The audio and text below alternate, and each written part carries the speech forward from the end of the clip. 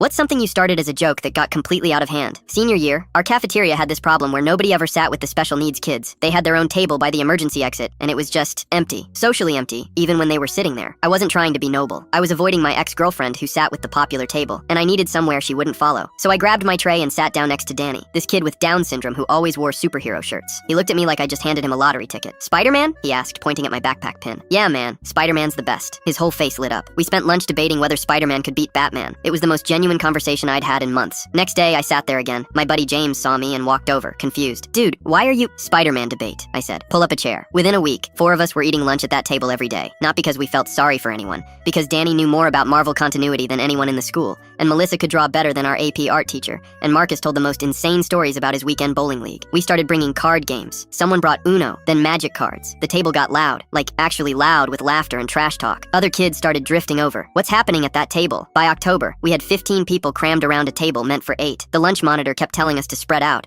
but there was nowhere else we wanted to sit. That's when the administration noticed. Principal Chen called me into her office. We've received complaints that the special education students are being overwhelmed by the increased attention. I stared at her. Complaints from who? Because Danny literally asked me yesterday if we could make t-shirts for our group. She didn't have an answer for that. But 2 days later, they announced a new inclusive seating initiative where student volunteers would rotate through different tables each week to promote integration. They were trying to disperse us, make it official and controlled and joyless. We ignored it, kept sitting at our table, kept playing cards and arguing about movies and helping Marcus prep for his bowling tournaments. The volunteer program collapsed in 3 weeks. Nobody wanted the assigned, supervised version when the real thing was happening organically. But something shifted after that. The lunch table wasn't just our group anymore. Other kids saw that it was okay, normal. They started sitting with students they'd walked past for years. By spring semester, there wasn't a special needs table anymore because they were just everywhere. Danny sat with the debate team sometimes. Melissa ate with the art kids. It stopped being a thing. I graduated and thought that was the end of it. Last month, I came back from my little brother's graduation. I walked through the cafeteria, and there's Danny, now a senior himself, sitting with a group of freshmen, teaching them how to play exploding kittens. He saw me and shouted across the room,